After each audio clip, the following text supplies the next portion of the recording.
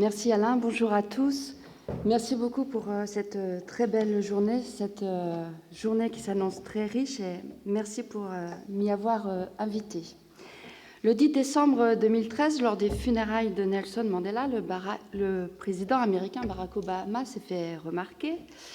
Ne vous inquiétez pas, je ne vais pas vous rappeler l'épisode des selfies pris avec la première ministre danoise Helle Thorning-Schmidt qui avait fortement déplu à Michelle Obama. Mais il s'est fait remarquer parce qu'il a salué Nelson Mandela comme ayant été l'homme de l'Ubuntu. Un mot, a-t-il déclaré, qui incarne le plus grand don de Mandela, celui d'avoir reconnu que nous sommes tous unis par des liens invisibles, que l'humanité repose sur un même fondement et que nous nous réalisons en donnant de nous-mêmes aux autres et en veillant à leurs besoins. L'Ubuntu, qu'est-ce vraiment ? Dans son essai « Mandela, une philosophie en actes », Jean-Paul Jouary explique que ce mot que l'on pourrait traduire par « je suis parce que nous sommes », sorte de cogito social finalement, invite en toutes circonstances à privilégier l'intérêt commun sur celui de sa seule individualité, mais aussi à chercher toujours à s'identifier aux autres, y compris à leurs sentiments hostiles, pour régler sa propre vie. Ce principe, écrit-il, pose en effet l'essence sociale de toute personne individuelle, comme Platon au début de la République, Aristote dans la politique, l'homme est un animal politique, Épicure dans sa lettre à Ménécée, puisque la sagesse qui hiérarchise les désirs pour atteindre le bonheur personnel passe aussi par l'honnêteté et la justice, sans oublier Spinoza qui, dans son éthique, démontre que, pour atteindre le bonheur, rien n'est plus utile à l'homme qu'un autre homme guidé par la raison. Mais quand il s'est agi d'Afrique, allez savoir pourquoi, on a déduit de cette idée de la primauté du social sur l'individuel la non-existence des individus au sein des sociétés africaines. Et donc, si l'individu n'existe pas, la philosophie, comme pratique autoréflexive de la raison, ne peut s'y épanouir. De fait, l'on peut fréquemment lire dans des ouvrages ethnologiques ou anthropologiques que l'individu dans les sociétés africaines traditionnelles n'existe pas. Et c'est là d'ailleurs, selon Lévi-Bruhl, l'un des critères de la primitivité, la fameuse mentalité primitive. Les sociétés africaines sont donc en quelque sorte par nature totalisantes, voire totalitaires, ce qui est pratique pour justifier une entreprise coloniale, si tant est que l'on soit convaincu de son prétendu objectif humanitaire et démocratique. Certains lecteurs africains diront, eux, que par nature, les sociétés africaines sont communautaires et donc socialistes et opposées à l'individualisme capitaliste. Mais ce qui est en jeu, en fait, c'est la possibilité même pour un individu de se construire, de se penser en tant qu'être humain, c'est-à-dire comme sujet agissant, libre et responsable au sein d'une société. Revenons à l'Ubuntu. Cette notion nous rappelle donc l'essence sociale de l'individualité humaine, mais pas seulement. Elle implique le respect de l'humanité d'autrui, en ce qu'elle pose la valeur irréductible de la vie humaine. Elle induit une éthique qui repose sur la prééminence de la réparation et de la compréhension sur la punition. Ce qui très concrètement suppose, lors de la gestion d'un conflit, la recherche permanente de la conciliation et le refus de la vengeance. En cela, la politique de Nelson Mandela aura été un exemple parfait, ainsi que l'a démontré Jean-Paul Jouary dans l'essai cité précédemment. Madiba avait compris qu'il ne pourrait fonder une société post-apartheid juste sans y associer les anciens bourreaux. Soigner la société, c'est soigner les victimes, mais c'est aussi soigner les bourreaux d'eux-mêmes. L'on retrouve cette idée dans différentes formes de justice africaine traditionnelle, comme les Gachacha au Rwanda, où au lendemain du génocide, la parole a joué un rôle central. Par le récit des faits et des actes, elle visait à faciliter l'identification à la souffrance des victimes en provoquant la honte de ceux qui l'ont causée. Il s'agissait de recréer les bases d'une société pacifiée, sans effacer les crimes de la mémoire ni enterrer le souci de vérité, mais en développant les conditions d'une citoyenneté active qui se sera débarrassée autant que faire se peut du sentiment de vengeance et dont aura besoin la construction d'une véritable démocratie. C'est ce que le philosophe camerounais Jean-Godefroy Bidima a théorisé dans son essai « La palabre, une juridiction de la parole », où il explique que dans la palabre, les droits de la communauté ne supplantent pas ceux de l'individu, même si la justice a une fonction cathartique qui consiste en la guérison du collectif et de l'individuel. Elle cherche à réhabiliter l'autre, victime ou coupable, et à le reconnaître en tant que tel, comme membre à part de la société. On retrouve là ce qu'implique la notion d'Ubuntu. À la logique d'indemnisation, renvoyant à une justice distributive qui cherche à compenser de manière arithmétique et dans un rapport marchand le tort subi, on paye sa dette à la société, s'oppose la logique de réparation reposant sur une logique asymétrique qui appréhende le futur et cherche à rafistoler le lien rompu. Est-ce là finalement si différent de ce qu'écrit Paul Ricoeur sur le juste lorsqu'il explique que la réparation du lien social brisé n'est pas envisageable sans la reconnaissance mutuelle? À la fin du procès, le gagnant doit être capable de toujours reconnaître le perdant comme sujet de droit. Ce dernier, quant à lui, doit reconnaître que la sentence n'est pas un acte de violence fait à son égard, mais de reconnaissance. Il s'agit de réhabiliter l'autre et de rétablir chacun dans l'estime publique et l'estime de soi. La justice doit veiller à ce que l'honneur de la victime, mais aussi celui de la partie perdante, soit préservé. L'importance de ce cogito social a fait dire parfois à certains philosophes africains que le cogito cartésien, le fameux « je pense donc je suis », ne pouvait faire sens en Afrique, voire était intraduisible dans les langues africaines, soulevant là le problème des intraduisibles en philosophie et la question de la possibilité de philosopher en langues africaines. Le philosophe ghanéen Kwasi Wiredu, dont Souleymane Bachir Diagne nous a dit deux mots en début de colloque, s'est longuement penché sur cette question et a tenu à réhabiliter les langues africaines. Contrairement à une certaine approche coloniale, comme avec Temples, ou à certaines approches africaines qui cherchaient une philosophie ethnique dans une langue, dégager par exemple la philosophie du peuple bantou dans la langue bantou, il s'agit avec Wiredu de philosopher, ce qui ne signifie pas nécessairement écrire, dans ces mêmes langues afin de produire une philosophie qui s'organise autour de catégories considérées comme africaines et de concepts qui n'existent pas dans la pensée européenne. Pour Wiredu, la décolonisation conceptuelle s'entend en partie comme une opération déconstructive des concepts classiques des philosophies occidentales qui doit aboutir à la synthèse des philosophies traditionnelles et modernes afin de forger une philosophie adéquate au monde contemporain. Il s'agit de distinguer parmi les concepts et les dualismes conceptuels occidentaux, en testant leur validité, ceux qui sont universels et ne dépendent ni d'une langue ni d'une culture, Wiredu les qualifie de considérations indépendantes, de ceux qui, au contraire, sont particuliers et propres à une langue. Il entend ainsi démasquer les faux universalismes en interrogeant la possibilité de la traduction des concepts occidentaux dans les langues africaines et s'inscrit ainsi dans les traditions philosophiques, analytiques et pragmatiques. Certains problèmes dépendent de la langue utilisée, n'ont de sens qu'à l'intérieur d'une langue particulière, dit-il, ce qui laisse entendre que certains problèmes philosophiques sont en fait des problèmes linguistiques. Ainsi, selon Wiredu, la langue Akan invalide-t-elle la théorie de la vérité comme correspondance, en exprimant par la même expression ce qui est et ce qui est vrai. La langue Akan ne peut pas conduire, nous dit le philosophe ghanéen, à une théorie de la vérité comme correspondance qui fasse sens, car elle serait tautologique. Il s'agit là d'un problème philosophique authentique, uniquement dans la langue anglaise et dans les langues qui lui sont apparentées. La traduction fonctionne comme un révélateur en ce qu'elle met en relief la logique d'un texte et l'étrangeté de certains sens en mots. Elle souligne et clarifie. Traduire, c'est interpréter, déjà philosopher, c'est produire un nouveau texte. Le philosophe traducteur est aussi un herméneute, l'expérience de la limite, de la négativité première du langage que fait le traducteur l'oblige non plus à rapporter, mais à parler, à chercher des solutions aux intraduisibles, à ruser, à produire un métadiscours de justification ou alors à inventer de nouveaux mots.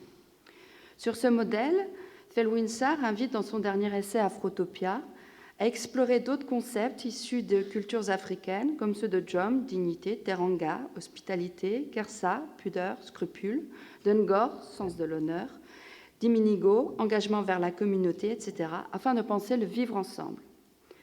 Comprise comme terre d'accueil qui joue de manière autre et nouvelle ce qu'elle réceptionne, comme l'épistémé occidentale, ce qu'on appelle de manière lâche la philosophie africaine se construit alors comme rencontre et création, comme détour, le moment où d'autres philosophies sont déviées de leur trajectoire initiale afin de les renouveler. Elle se multiplie et se fragmente de la sorte. Elle se kaléidoscope, si vous m'autorisez ce néologisme, et fait de miroirs inépuisables. Les philosophies occidentales et africaines se renvoient les unes aux autres. Les philosophies africaines opèrent des déterritorialisations et reterritorialisations de philosophies et de concepts qui leur sont étrangers. Elles deviennent des philosophies de la traversée, ainsi que le conçoit Bidima, c'est-à-dire des pensées qui se refusent, je le cite, aussi bien au repli identitaire, névrotique et revendicatif qu'à une dissolution dans un universalisme coagulant. La traversée est ce concept qui contourne le piège de la question de l'universalité ou de la particularité de la philosophie africaine et qui permet de la penser autrement, comme tradition philosophique, en ce qu'elle valorise non pas tant le donné que le mouvement. Elle est une pratique, une attitude face au réel, l'envie d'y déceler le multiple et le divers, de percevoir le potentiel et le non encore exprimé, de démêler le confus et le non-dit. Le monde du philosophe occidental ne se réduit plus à l'Occident, mais toute l'humanité, à des degrés divers, selon des modes différents, y est impliquée. Si philosopher, c'est apprendre à mourir ainsi que l'enseigne Socrate, c'est-à-dire apprendre à dépasser le moi partial et partiel que nous sommes, à nous défaire de nos préjugés et à nous délivrer de notre vision étriquée pour nous diriger vers l'universalité de l'homme, la raison universelle, alors nous pouvons admettre que penser la philosophie africaine, penser avec les philosophes africains, c'est aussi nous penser et penser ensemble le monde dans lequel nous sommes tous engagés. La philosophie doit être cette ouverture à l'autre. Penser la philosophie africaine devient une manière de nous penser et d'apprendre à nous connaître nous-mêmes à travers le regard de l'autre. Pensées africaines et occidentales sont ainsi engagées dans un jeu de miroirs kaléidoscopiques, fournissant des lieux de rencontre où s'entremêlent les images, les reflets de soi et de l'autre. Cette croisée des perspectives et cette fragmentation des regards permettent de pratiquer la rencontre dans ce qu'elle a de plus inattendu, lorsqu'elle nous dépouille de ce que nous sommes pour nous révéler à nous-mêmes. Penser la philosophie africaine, c'est d'une manière nous penser, ai-je dit. C'est penser l'homme dans son inscription au monde, en appréhendant la philosophie telle qu'elle se pratique et se vit en Afrique, telle que les philosophes africains l'éprouvent. Le penseur occidental est amené à pratiquer un exercice d'autoréflexion qui lui permet, à rebours, de comprendre les limites et la particularité de l'activité philosophique au sein de sa propre culture. Parce que l'histoire de l'Afrique depuis des siècles est intimement liée à celle de l'Occident, des échanges, des rencontres intellectuelles ont modifié les modes traditionnels de vie et de pensée. Mais surtout parce que nous sommes, au sein même de l'humain, de communes préoccupations demeurent. Le concept de traversée nous suggère que le philosophe peut être ce nomade qui erre de lieu en lieu. Errer, ce n'est pas nécessairement se tromper et divaguer, c'est aussi la possibilité de traverser des réalités différentes, d'accepter l'imprévisible et le non encore, parce que justement, l'on refuse de marcher sur un chemin tracé d'avance et d'y être entravé. Pratiquer la philosophie comme errance, c'est appréhender la pensée comme cheminement à la rencontre de soi par l'autre, à la rencontre de l'autre par la médiation de soi, ainsi que nous invite Jacques Nanema. Philosopher, poursuit le philosophe burkinabé, c'est non se recroqueviller sur soi, sur son groupe culturel, sur les idoles du jour ou de la nuit de l'époque dans laquelle on vit, mais s'ouvrir au monde, au sens physique et social du terme, s'exposer à l'altérité pour grandir d'elle. L'Europe, l'Occident n'ont pas toujours été capables d'une telle ouverture.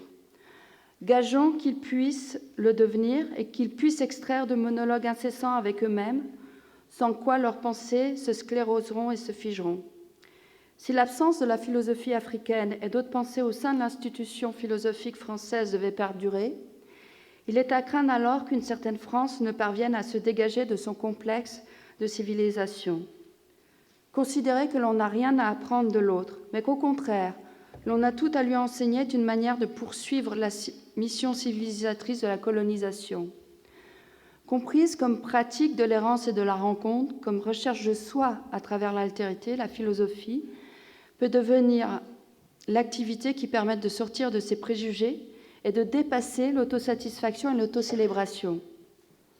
Qui sait aujourd'hui en France que dès ce qu'on a appelé la période aksumique, c'est-à-dire la fin du IVe siècle, début du Ve siècle, jusqu'à la fin du VIIe siècle, l'on traduisait Aristote en Éthiopie. Aristote, que l'on traduisait et débattait également à Tombouctou entre le XIIIe et le XVIe siècle. Qui sait aujourd'hui en France qu'au moment où Descartes publie le Discours de la méthode en 1637, un Éthiopien, Zera Yacob, écrit un traité de philosophie rationaliste, Atata, qui défend l'importance de la raison dans tout jugement et qu'il publiera en 1667. Nos enfants n'ont-ils pas le droit de l'apprendre dans leur classe et leurs cours de philosophie ? Je vous remercie.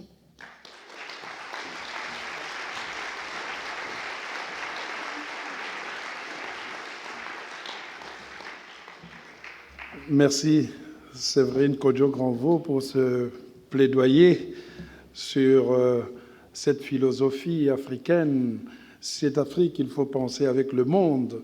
Cette Afrique, que vous avez bien rappelé, la non-existence justement de l'individu au sein des sociétés africaines traditionnelles. L'éloge aussi que vous avez pu faire de la politique de Nelson Mandela.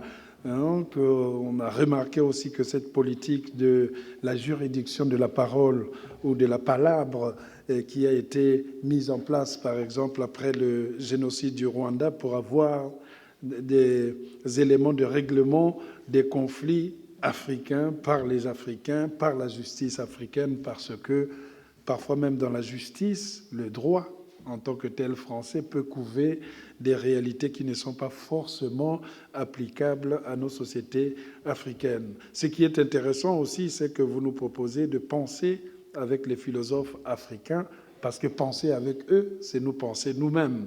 Une belle parole pour l'Occident. Et je suis heureux aussi qu'on puisse évoquer les jeunes pousses de la philosophie, comme le jeune Sénégalais Felwine Sarr, que j'aime très bien, qui vient de publier un essai vraiment remarquable. Et j'ai eu le privilège de lui dire, voilà, Achille Mbembe peut dormir tranquille, la relève est en train de venir avec les Felwine Sarr.